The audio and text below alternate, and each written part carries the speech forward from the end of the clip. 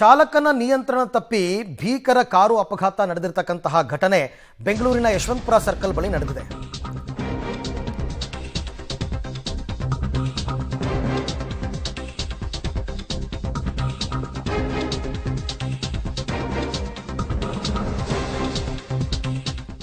ವೇಗವಾಗಿ ಬಂದು ನಿಯಂತ್ರಣ ತಪ್ಪಿ ವಿದ್ಯುತ್ ಕಂಬಗಳಿಗೆ ಡಿಕ್ಕಿ ಹೊಡೆದಿದೆ ಒಂದು ಕಾರು ಯಶವಂತಪುರ ಸರ್ಕಲ್ ಹತ್ರ.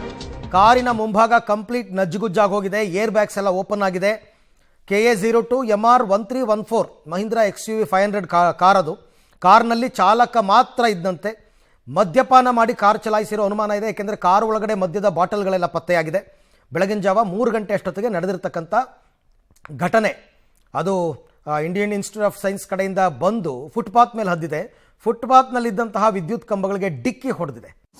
ಬೆಂಗಳೂರಿನಲ್ಲಿ ಸಂಭವಿಸಿದಂಥ ಅಪಘಾತದ ತೀವ್ರತೆ ಹೇಗಿದೆ ಅನ್ನೋದನ್ನು ನಾನು ಸ್ಥಳದಿಂದ ವಿವರಿಸುವಂಥ ಪ್ರಯತ್ನವನ್ನ ಮಾಡ್ತೇನೆ. ಗಮನಿಸ್ತಾ ಇರ್ಬೋದು, ಅಪಘಾತ ನಡೆದಂತಹ ಸ್ಥಳದಲ್ಲಿದ್ದೇನೆ.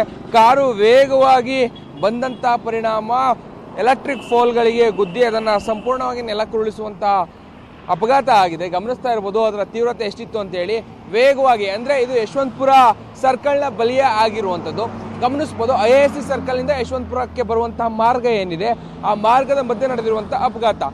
ತಡರಾತ್ರಿ 3 ಗಂಟೆ ಸುಮಾರಿಗೆ ವೇಗವಾಗಿ ಚಾಲಕ ಬಂದಿದ್ದಾನೆ.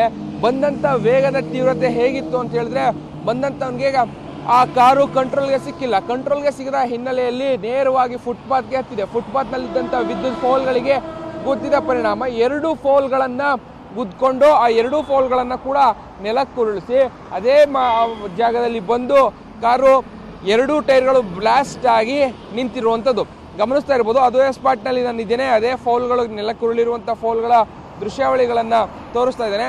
ಅದ್ರ ಜೊತೆಗೆ ಒಂದಷ್ಟು ಗಿಡಗಳನ್ನು ನೆಡಲಾಗಿತ್ತು. ಗಿಡಗಳಿಗೆ ಸೇಫ್ಟಿಗೆ ಅಂತೇಳಿ ಅದ್ರ ಸುತ್ತಲೂ ಕೂಡ ಸಣ್ಣ ಕಡ್ಡಿಗಳನ್ನು ಕೂಡ ಕಟ್ಟಲಾಗಿತ್ತು. ಅವೆಲ್ಲವನ್ನ